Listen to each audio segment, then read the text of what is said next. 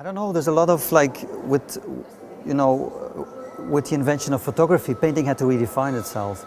Now with the invention of, like with the manifestation of the web, television has to reinvent itself. So every medium sort of absorbs the other. It's not that the other one dies, because painting is still there, while photography is part now also in the museum.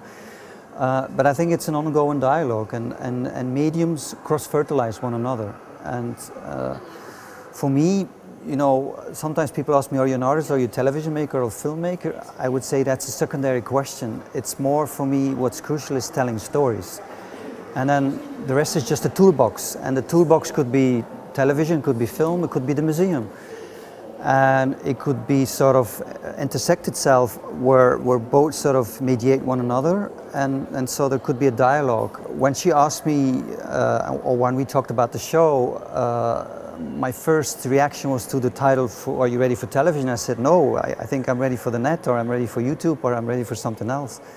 So I was immediately questioning why this sort of slogan that comes from a very early television commercial, actually. It's from Du Monde, and it was sort of a printed commercial for television, and it said, are you ready for television? And this dates from the 1950s, and I said, but come on, we're in the YouTube era. What's going on with YouTube?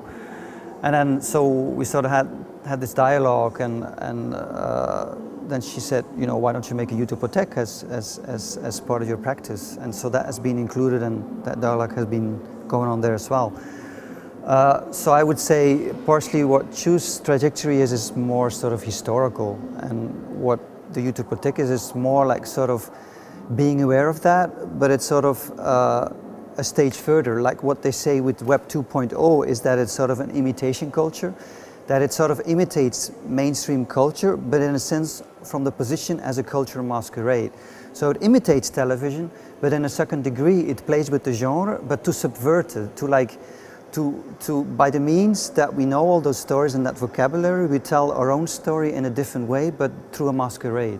The work, YouTube Me and I Tube You, has two components. It has an interactive component, and the purpose is that there is a sort of an intertextuality between the history of certain things with a selection of clips that I got from YouTube. And it's very much historical as well.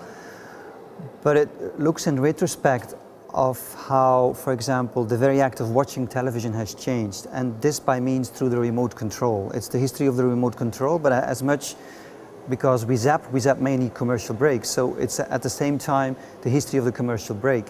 But it's, for example, also the history of the TV dinner, because the way we relate and the way suddenly the object of the furniture of the TV inserts itself in the living room, that has questioned the way, you know, for example, how we eat. Definitely in American society, the way dinner has suddenly been subverted by these TV dinners, and people eat their, you know, you don't have to, they used to say you physical zap. There's a commercial and then you go to the fridge and take a beer, or you go to the toilet. The physical break has been, you know, been sort of subverted by the TV dinner, because, you know, with the TV dinner you could just sit in front of the TV and you didn't have to physical zap anymore. You didn't have to run to the kitchen, you could just stay in front of the TV. And it changed also the habit of dinner conversation, for example. So it looks at all that, how the very act of watching television has changed the way we relate in general to the image. And for example, in the 80s, which I thought was a crucial juncture, is that people were zapping away from the commercial. It's also because of cable television, the VCR, and there was many channels. Suddenly people were zapping all the time. So much so that the advertising agencies freaked out, and they were in a panic and said, shit, everybody's zapping away from our commercials. We have to do something about it. So you see in the 80s, mid-80s, is a big change of how the commercial is shown on television. Suddenly it's 15 seconds instead of 30 seconds. There's also certain things that we call cliffhangers, that you don't know when the commercial begins and when the program ends.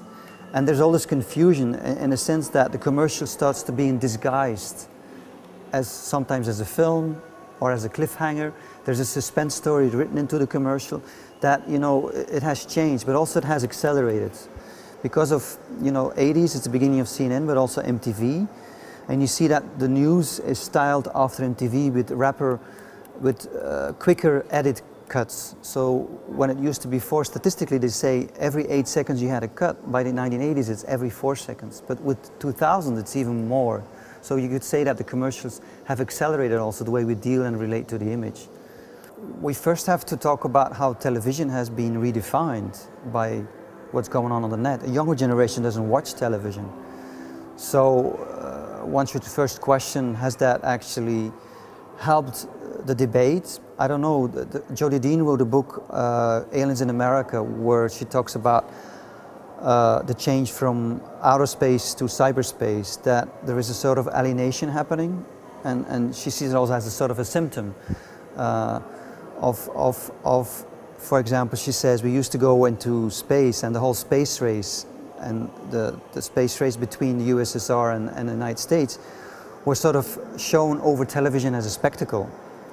And it was sort of a way for a society to look for certain utopias that were projected on television, even if they were fake or even they were invented. We used to have those utopian dreams maybe in the 60s. There was a dialogue about politics and democracy, but we have to look at the climate and politics in general. There's so much manipulation, and a big chunk of that is because of television. We can easier think about the end of the world than about political alternatives.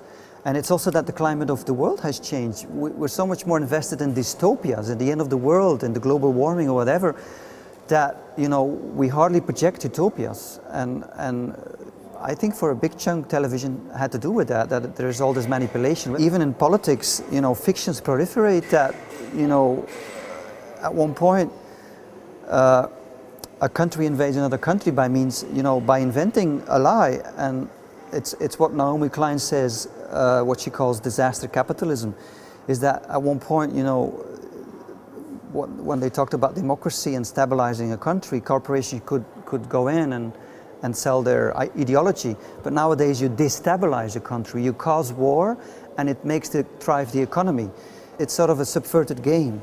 And I think the media plays a game in that. Maybe there's a new democratic process that what she calls conspiracy culture is also that we don't believe the politicians anymore. So we resort to conspiracies. Conspiracy is sort of the new democracy because we don't believe our politicians anymore. Maybe there's YouTube cultures that come about where there's many forms of democracy or many forms of official versions of what politics is all about, that sort of tries to redefine itself of what the world is about.